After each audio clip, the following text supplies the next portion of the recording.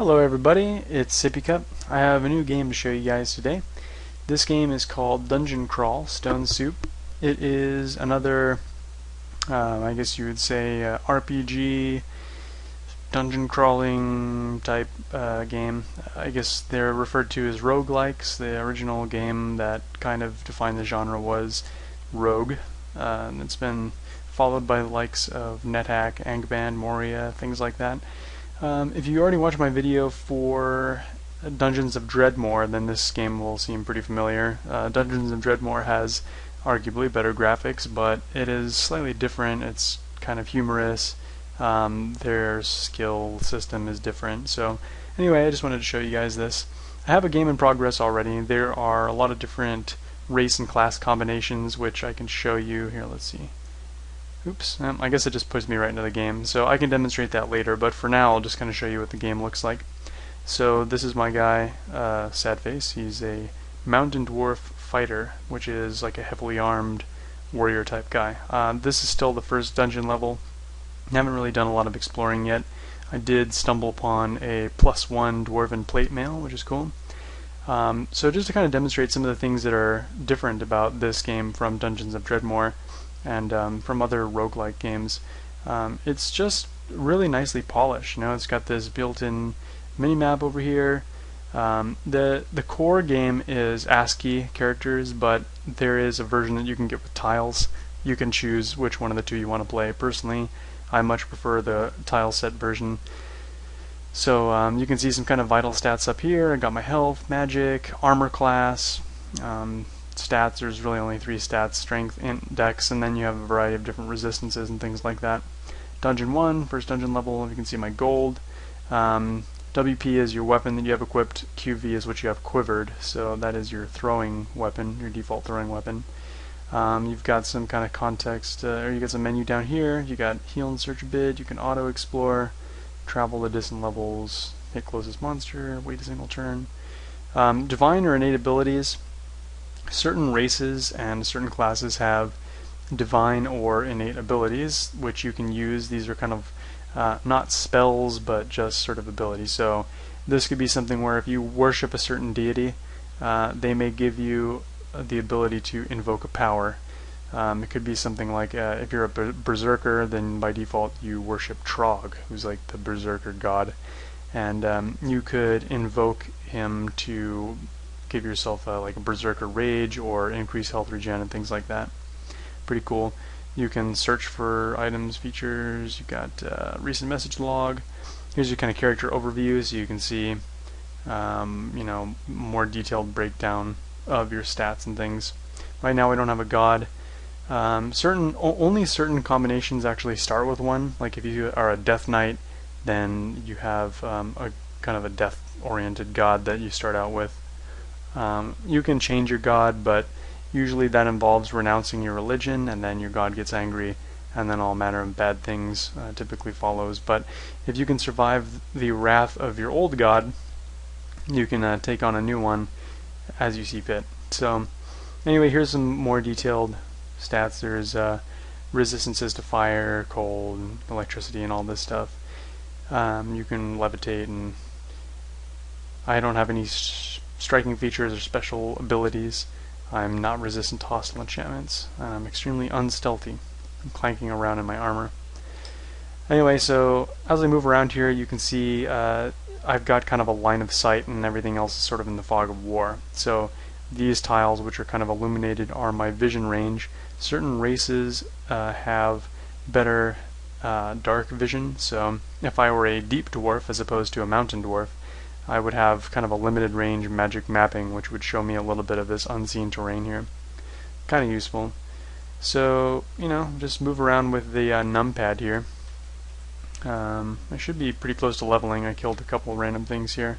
So this is your combat log. You can see this bat is kind of flitting around, dodging me. I can just skip a turn until he gets close and then try to take a swing at him. Their health bars are demonstrated under here. Slightly wounded, so I'm going to wait for him to get close again. Okay, so I kill them, I reach next level. Certain levels you'll be allowed to choose a stat to level up. So here is an altar. If I were so inclined, I could pray here and worship this god. So let's see what happens. I'll pray to him. So this tells you a little bit about the god. Let's see. He is a being who is purposely nailed to the sky for eternity. He's all-knowing, all-seeing. They're allowed to grasp shreds of his knowledge and foresight. Power and blessing. Curse. Blah, blah, blah. I don't think I want to worship this guy. He sounds lame. So I'm just going to press N for no. I'll keep exploring around a little bit. These things in the floor are trapdoors. Oh, and I just walked over a dart trap. These are trapdoors, so as opposed to normal staircases, you can go through these only one way. So an escape hatch in the floor will allow you to go down to a level below, but you will not be able to return via the same route. So just wait for this rat to get close, smash him with a single blow. So you can see the stuff you have equipped over here. I've got a Dwarven Shield, which I started out with, this Dwarven Plate Mail, which I was very fortunate to find. And if you look in the lower left over here, when I mouse over it, you'll see the stats. So it's got an armor rating of 10, which contributes to my armor class up here. And it has an evasion modifier of -6. So this is pretty intuitive. The heavier your armor, the higher your armor class is going to be, but the harder it's going to be for you to dodge things. So, whether you want to be a high avoidance or high armor class character is going to depend on, a few factors. So something like a berserker is kind of a glass cannon. They want to have animal hides and robes and stuff as far as armor goes, but they do a ton of damage, especially like troll and ogre berserkers, and they just want to try to max out avoid. So some things will pick up automatically, but the things that don't, you see basically this lower bar here is items on the ground, and this is your inventory. So I can just click on that to pick up the gold. I can go here, and there's some arrows. I'll pick those up. So I'll just wait for these guys to get in range, and I'll beat them up. You can see I'm starting to take a little damage here. My hit points are falling, but I should be okay. Should being the operative word. Okay, so I've killed those guys. You can see there's corpses on the ground. If I have an edged weapon, I could actually butcher these corpses for meat. So now I have a chunk of hobgoblin flesh. However, some of it is poisoned, and most of the time, unless you're really hungry, you can't eat this stuff anyway. I'm not hungry yet, but I want to just get full, so I'll eat a bread ration. So in this game, there's multiple ways to regain health. You can just wait a bit. Right now I'm just pressing 5 on the numpad. That just skips a turn. But if I want to regenerate health a little quicker, I can click this button, which is heal and surge a bit, and you'll see that will make the turns basically advance until your health is maxed out, or until say an enemy comes into range. Another interesting feature, when you pick up scrolls, it's not known what they are.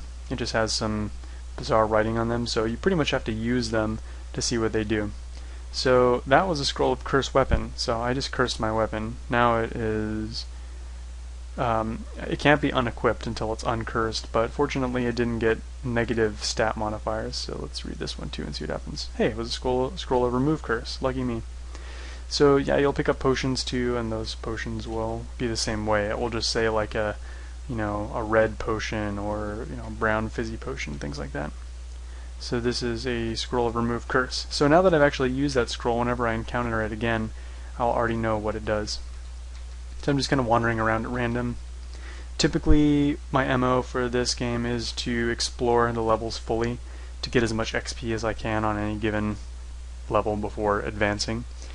And usually, when you pick up potions and scrolls and stuff, you kind of want to just use them right away, I feel like, so that, you don't have to fumble around trying a bunch of different potions to figure out which one is a healing potion when you're surrounded and getting totally beat up on later on in the game in combat. So here, there's another hobgoblin coming my way. Beat him up. Take gold. Get some potions. Another guy. Auto pickup is typically on, but if there's enemies nearby, you won't pick it up. I think because picking up something off of the floor counts as a turn, and so it's kind of a way of preventing you from spending a turn that you didn't want to. So here's an orcish chainmail. Pick that up. There are shops that you can sell things at. I've only found one once so far. They are not. Oop, bat. Bam. And a gecko or something here. Giant newt. Killed it. Alright. Getting these scrolls. This thing on the ground here is some stones which can be thrown or fired out of a sling. Oh, a snake. Bam. This is where you escape. Oh, I should have said probably before. The object of this game is to get the Orb of Zod or Zot or something like that, which is on the lowest dungeon level, and then to escape from the dungeon. So you basically get the orb, make your way back up through the dungeon, and then escape. You could theoretically escape the dungeon right now, but then you'd have a really low score, and it's just kind of pointless. The game's over before it even begins. So yeah, I mean, this is just a very basic type of character. He's strictly melee, does not have any spells whatsoever. Just smashing on things. There are a lot of really interesting race and class combinations you can play. Another one I was messing around with last night was a Deep Dwarf Necromancer. So one of the weird things about Deep Dwarves is that they have like magic mapping sight, they have really good underground vision. They don't have any natural regeneration, so the only way that you can recover your health is via magical means, or by, say, a wand of healing, which you start out with, a potion, or necromancers get vampiric abilities, so you could do like a melee range health drain. So that is how you have to regain health, and they have some very strong spells which do tremendous damage. So yeah, I mean, I almost have this level completely explored, so I'll pause for a second, wait for something exciting to happen. Okay, so here's something. I just leveled to 3, so now I get to choose if I want to increase strength, intelligence, or dexterity. Which one you choose is going to depend on your class. I believe fighters probably get the most out of strength, so I will just do capital S for strength, and I now feel stronger. Good for me. I'm going to pause again for a second. Oh yeah, one thing I forgot to mention was the skill system in this game. So this little menu down here has different tabs. So the one that you'll have by default is your inventory tab. You also have spells. Not being a spellcaster, I won't have anything here. You have memorization, and this is where the spells that you could learn will be, and this is the one where the spells you can cast will be. And then you have skills.